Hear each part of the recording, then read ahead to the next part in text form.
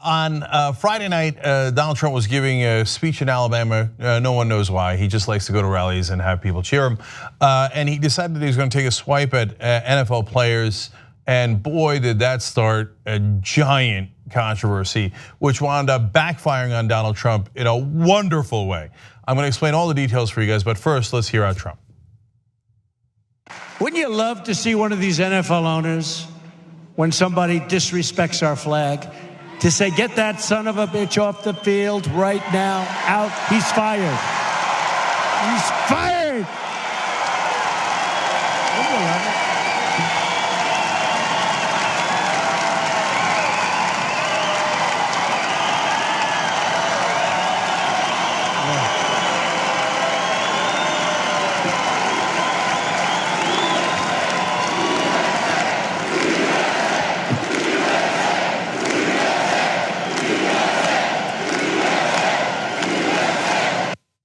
All right, so a whole bunch of things already from that small clip. First of all, my favorite thing is when he walks around the ring like he's a wrestler, like, you know, so, right, okay. And I know that his fans get into that too. I'm just amused at what a goofball he is. All right, second of all, then people say, oh, you know, he called him son of a bitch. I don't care about that at all. Okay, he used vulgar language, I use vulgar language, I don't care. But I do know that it made other people defend those NFL players taking a knee like Colin Kaepernick and the others, as I'm going to show you. So it was poor strategy if it was intended to gain some degree of sympathy. And by the way, in all honesty and seriousness, the reason he was in Alabama was to rally for Luther Strange, who is running in a Republican primary. That's Trump's candidate. He's running against Steve Bannon's candidate, Roy Moore, and Strange is losing. So he'd gone down to rally his base, but when you're rallying folks, you're supposed to do things that excites people and gets them to vote for you by igniting this controversy. Well, look, other controversies have served him in the past, but it's possible that you're being counterproductive. But he doesn't think those things through. But he has, in essence, there begun to attack the NFL and start an issue where it becomes First Amendment. It wasn't a First Amendment issue because the NFL is private and they can do whatever they want to their players.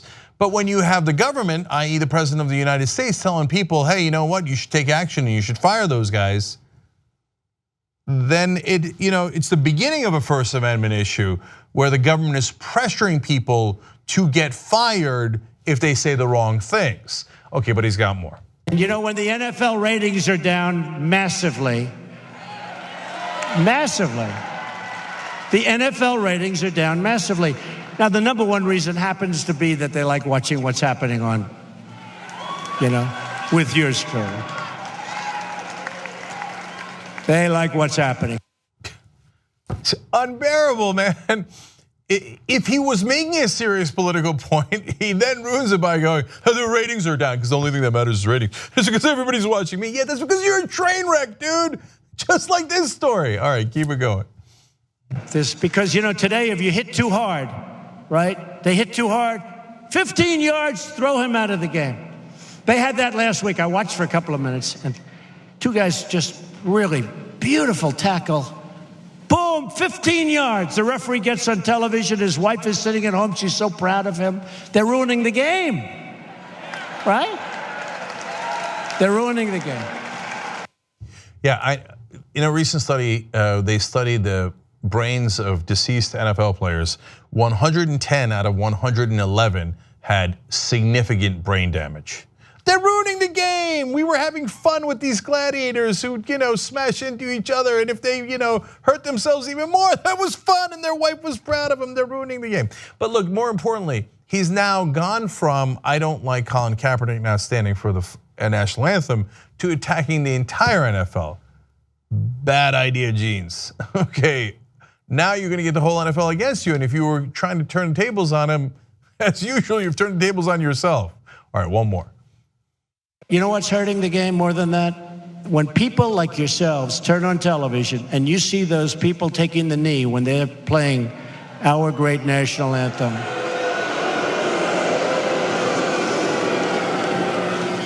The only thing you could do better is if you see it, even if it's one player, leave the stadium. I guarantee things will stop. things will top. Just pick up and leave. Pick up and leave. A lot of the NFL owners are billionaires. They pretty much banned Kaepernick from the league. They don't say it outright, but none of them will sign him, even though he's clearly one of the top 96 quarterbacks in the world. Of course, one of them should sign him. They have terrible quarterbacks throughout the league, and they won't do it. But what did Trump just do? He took those billionaires, a lot of them who had not only publicly said they voted for him, but had given him millions of dollars, and just told you to leave their businesses, to hurt their businesses. You're such an idiot. You took natural allies and turned them into enemies. That's all he ever does day in, day out. And by the way, he keeps telling people, that they should take action if he doesn't agree with their political point of view. He is the government. He's the president of the United States. When asked who's his favorite Supreme Court justice, after he first said Judge Judy, he didn't, but almost. He first said that he would think about putting Judge Napolitano from Fox News on the bench. Anyway, when pressed later, he said, Antonin Scalia. Antonin Scalia is my favorite justice. Well, let's go to a quote from Antonin Scalia. He's obviously deceased now, but this is what he had said about this issue. He said, if I were king, I would not allow people to go around burning the American flag. However, we have a First Amendment which says that the right of free speech shall not be abridged, and it is addressed in particular speech critical of the government. That was the main kind of speech that tyrants would seek to suppress. So here we go again, a tyrant trying to suppress speech that he does not like. Now, that was not well enough, so he decided that he's going to tweet on the issue. Here comes Trump more. He says, if a player wants the privilege of making millions of dollars in the NFL or other leagues, he or she should not be allowed to disrespect our great American flag or country and should stand for the national anthem. If not, you're fired. Find something else to do. Again, making it a First Amendment issue when it previously was not. Before, it was about freedom of expression as a general principle. Now it's getting to be the government intimidating people into taking action against people because they did not like their political speech. That is exactly why we have the First Amendment, so that the government cannot do that, so that tyrants cannot do that. Even the most conservative people in the country agree with that. Now, Donald Trump continues, courageous patriots have fought and died for our great American flag. We must honor and respect it, make America great again. He's just not letting it go. Now, this is now finally Sunday morning. So he started it Friday night. There's a lot of heat around it. He, of course, doubles down because that's all he ever knows what to do, right? And then he continues, sports fans should never condone players that do not stand proud for their national anthem or their country. NFL should change policy. Again, trying to dictate terms to them. So what happens on Sunday after Trump makes all those comments? Well, everybody starts sitting. Of course. So we have players from all over. Let's start taking a look at the pictures here.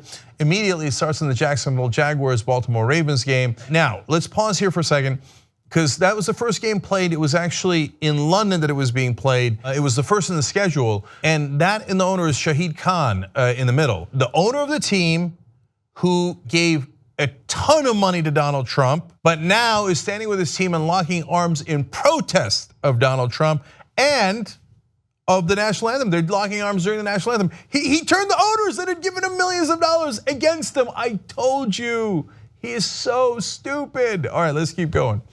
All right, then that's the Ravens on the opposite side also taking a knee. This thing's on fire. That's the Jaguars locking arms, but also the Houston Texans, the New England Patriots. We got more on Tom Brady later in the show. He was part of that as well. Now that's the owner of the Philadelphia Eagles, also locking arms with his players. He's now turning almost all the owners against them. The Giants on the opposite side playing the Eagles, also locking arms. The Chiefs not only locking arms, but raising fists, some of them. And by the way, Travis Kelce, the most prominent white player, now Brady as well, of course, but Kelce took a knee for the Chiefs. That's the Los Angeles Chargers taking a knee. The Lions both locking arms and taking a knee, so it is part of the same movement. The Falcons doing likewise in the same game. Now Rico Lavelle in that game sings the national anthem, takes a knee, and puts the fist up. So now it's spread to not just the players, but to people singing the anthem. He's not alone, more on that later. The Browns, likewise. Even the guys that are standing, locking arms oftentimes with the guys who are kneeling. Giants, Bills, Broncos, Saints sitting on the bench. That's another form of protest. Panthers, Buccaneers, those are Deshaun Jackson and Mike Evans, the two best players for the Buccaneers doing it. More owners, the Packers doing it. Aaron Rodgers is in there, the Bengals doing it. The Redskins, even Daniel Snyder locked arms. Also another huge donor to Donald Trump. Oakland Raiders, Marshawn Lynch started sitting on the bench. A lot of the Raiders sitting on the bench there. Then for the Seahawks-Titans game, neither side shows up. Neither Seahawks or the Titans show up for the national anthem. They're both in. Then the guy singing the national anthem, the woman and the guy playing the guitar, they both take a knee while singing the national anthem. So everybody's doing it in that game. More from the Bears, and the Steelers are the ones who started staying in the locker room. I have more on that story later in the show. They come out only after the anthem is done. The Jets, and by the way, Ray Lewis, who is a Hall of Famer for the Baltimore Ravens in that first game with the Ravens and the Jaguars, also took a knee. And the reason why that's an interesting story, and there he is, he's of course retired now, is because Ray Lewis was a supporter of, or at least had gone to see Donald Trump. Let me read you two of the people from that game making the statement. Julius Thomas, tight end that used to be for the Jaguars, now with the Dolphins, had said in a tweet, quote, "This isn't the first time in this country where men and women with oppressive values tried to intimidate men and women with great courage to accept inequality. I will take a knee with my teammates until I see liberty and justice for all." So great job by Thomas going further and explaining his stance. Then HuffPost explains future NFL Hall of Famer Ray Lewis, who visited then President-elect Trump in New York in December, also kneeled. In the past, though, Lewis has spoken against Kaepernick's protests. Now, the reason I tell you that part is because look at this. Another potential ally who had said Kaepernick was wrong, now swayed by Trump so much that he goes and joins Kaepernick and takes a knee along with his former teammates on the Ravens. So it goes on and on. Now, we go to the Seahawks. The Steelers were the first to not show up for the national anthem. And they put out a statement that they will not be doing that. Now, one of their players did come out, he's a former Army Ranger, and salute the national anthem. Everybody else stayed in the locker room.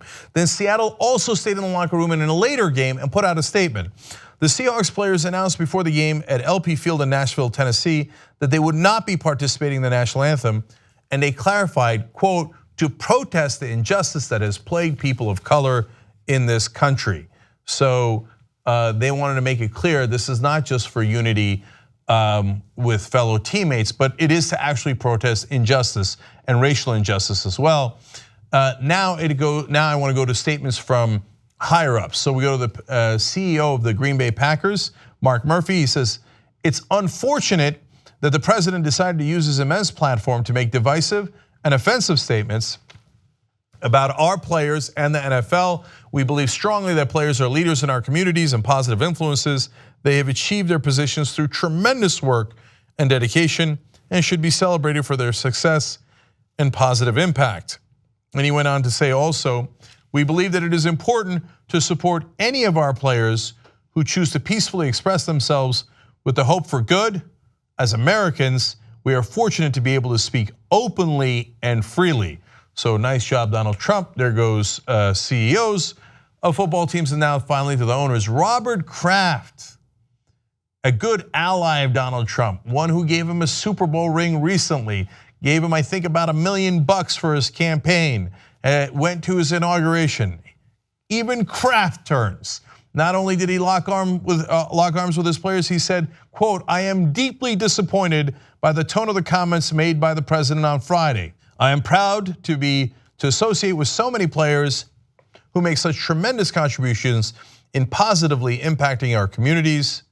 Our players are intelligent, thoughtful, and care deeply about our community, and I support their right to peacefully effect social change and raise awareness in a manner that they feel is most important." Thank you, Donald Trump. You gave Colin Kaepernick and all of us who believed in him and the stand that he was taking so much more allies, so many more allies, so much more momentum. No one could have done for this movement what Donald Trump did by buffoonishly attacking those folks in a way that turned almost everyone against them. Now all of a sudden you've got billionaires, Trump supporters, Trump voters, conservatives, and so many other folks that are now turning around and going, yeah, wait a minute, that is their free speech rights, right? And they should be able to speak freely. And wait, at some point they might even turn around and go, wait, why is Colin Kaepernick not in the league? I mean, now that all of these players, hundreds of players are taking the knee, why on God's green earth is Colin Kaepernick still not in the league? And my guess is that probably gets solved soon, because now Trump has settled the debate. By going on the opposite side, he's gotten almost the entire country to at least understand and appreciate what Kaepernick is doing. And finally, after seeing all this, do you think Donald Trump is going to reverse position? Of course not, he's gonna triple down. So he then tweets after the games, great solidarity for our national anthem and for our country. Standing with locked arms is good. Kneeling is not acceptable, bad ratings. Oh, first of all, locking their arms is locking their arms against what you stood for. They're saying they stand with their teammates who are kneeling. He doesn't understand anything. And then what's his last line? Bad ratings, don't care about principles. Got you. By the way, there's bad ratings because everyone's leaving TV. They don't have subscriptions to cable anymore. So it has nothing to do with anything else. Okay, and he says, the issue of kneeling has nothing to do with race. It's about respect for our country, flag and national anthem. NFL must respect this. The only way you can make it worse is to involve the government more and make it an actual freedom of speech issue. And now you have the president, the leader of the government, saying the NFL must respect this. When earlier he also talked about firing people, etc. And Roger Goodell says, divisive comments like these demonstrate an unfortunate lack of respect for the NFL, our great game, and all of our players, and a failure to understand the overwhelming force for good our clubs and players represent in our communities. He's of course the NFL commissioner. Now this is Donald Trump responding to Roger Goodell saying, look, he has to take his ideas and go with what he wants. I think it's very disrespectful to our country. I think it's very, very disrespectful to our flag. In other words, meaning, I mean, he shouldn't be fired or anything. He's a white person in a position of power. So I just kind of disagree with him. The other guy should be fired though. Okay, interesting. If you turn the NFL commissioner against you when he was the guy that other folks were blaming for keeping Kaepernick out of the league, man, you have screwed this up royally. Last thing, it is spread to other sports. Now you've got Bruce Maxwell, first player in the Major League Baseball to take a knee during the national anthem. This just happened, and he put out a statement saying, my hand was over my heart because I love our country.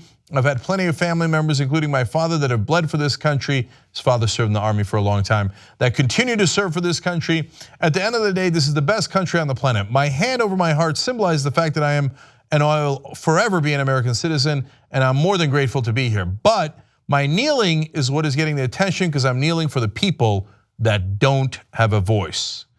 And another Oakland A's teammate just said online that he'll be joining Maxwell in the next game in taking a knee. That teammate happens to be white.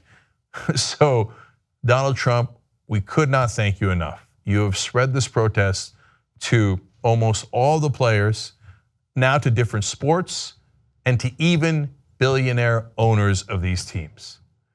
Kaepernick could not have done it better. We could not have done it better.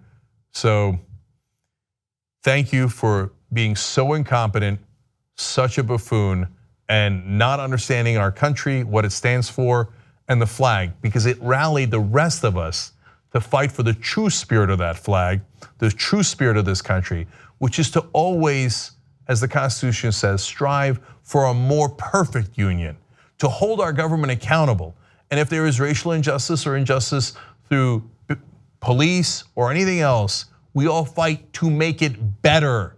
That's why Kaepernick took a knee in the first place, and that's why we all fight for that principle. Thank you for giving us all of these allies. If you like this clip of the Young Turks, you know there's a whole live 2-hour show, 6 to 8 p.m. Eastern every day, and you can download it or stream it and watch it without ads if you become a member. tytnetwork.com/join.